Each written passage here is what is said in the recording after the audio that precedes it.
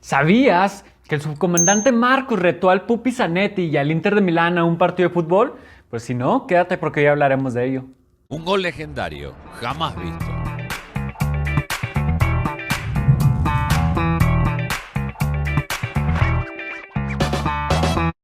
Para comenzar, es muy importante decir que el subcomandante Marcos fue el principal portavoz del Ejército Zapatista de Liberación Nacional. El EZLN es un movimiento mayoritariamente indígena que tiene sus inicios en la década de los 80 y que se levantó en armas contra el gobierno mexicano el 1 de enero de 1994. El levantamiento armado de este grupo zapatista se considera la primera revolución posmoderna y es uno de los movimientos armados más importantes de la historia contemporánea, de la historia mundial contemporánea. Y bueno, pues no es un secreto que gran parte del éxito del ejército zapatista se debió a su portavoz, el subcomandante Marcos, quien no es indígena, sino mestizo. Y bueno, como el mismo subcomandante Marcos lo mencionó, la principal arma de los zapatistas no son los fusiles, sino las palabras. Y serían estas, las palabras, las que sustentarían una gran relación con el Pupi Zanetti y el Inter de Milán.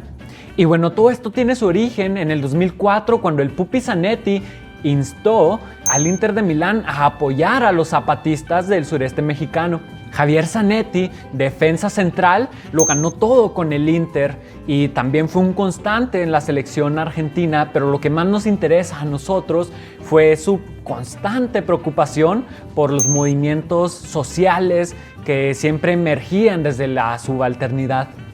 Y bueno, qué mejor ejemplo de todos estos grupos que emergen desde abajo que el EZLN. Como ya mencioné, fue gracias a Javier Zanetti que el Inter de Milán se acercó a los zapatistas en 2004 y así comenzaba una gran relación que se mantiene hasta hoy en día.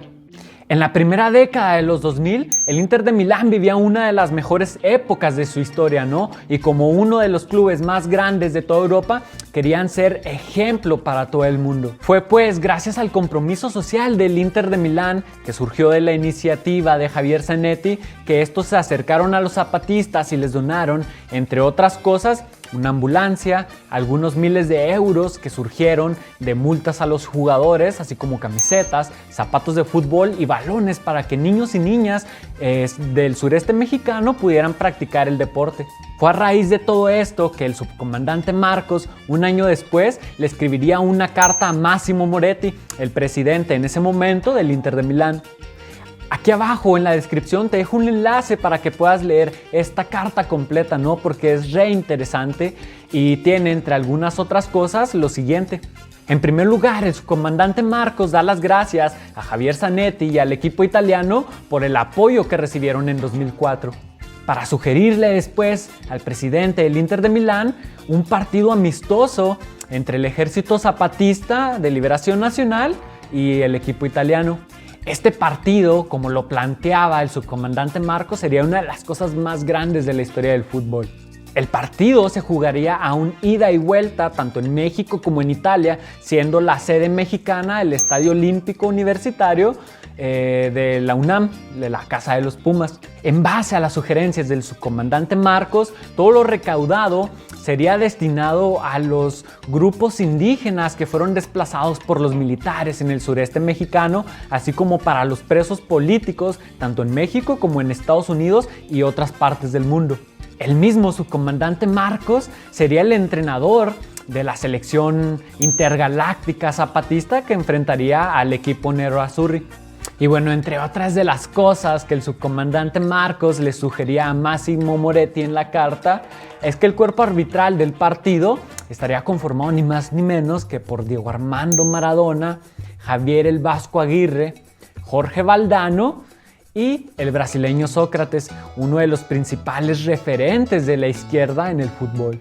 Y bueno, otra de las cosas más interesantes que planteaba el subMarcos en esta carta es que el partido sería narrado ni más ni menos que por Eduardo Galeano y Mario Benedetti. Pero tristemente, y a pesar de que Javier Zanetti y el Inter de Milán aceptaron la invitación del subcomandante Marcos, este partido nunca sucedió. Y bueno, pues no sucedió por un montón de cosas, ¿no? Que tienen que ver con lo difícil que era reunir a tantas figuras del mundo, tanto de lo cultural, de lo político, como del fútbol. Y principalmente porque, como ya mencioné, era una de las mejores épocas en la historia del Inter de Milán, ¿no? Y era un momento en el que tenían un montón de compromisos, tanto en la liga italiana como a nivel europeo, ¿no? Jugando Champions y jugando un montón de partidos prácticamente todas las semanas del año. A pesar de esto, el Inter de Milán no rompió relaciones con el ZLN y siguió apoyándolos. Como ejemplo de esto, una serie de personas que trabajaban para el Inter de Milán viajaron desde Italia hasta Chiapas en este año de 2005. Entre algunos de estos propósitos que tenía el Inter de Milán con el ZLN estaba dar una serie de charlas a los niños y niñas zapatistas en relación a la cultura y el deporte. Asimismo, durante una semana, alrededor de 150 niños y niñas practicaron y entrenaron el fútbol con personal que trabajaba para el Inter de Milán. Y bueno, como dato curioso, es una de estas fotografías de niñas zapatistas jugando en Chiapas las que inspiraron el logo de nuestro canal.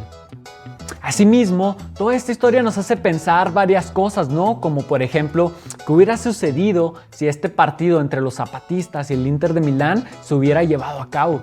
O también, ¿cómo es posible que un equipo que está a miles y miles de kilómetros de distancia tenga mucho más compromiso social con los grupos marginados de este país que los mismos equipos de la Liga Mexicana?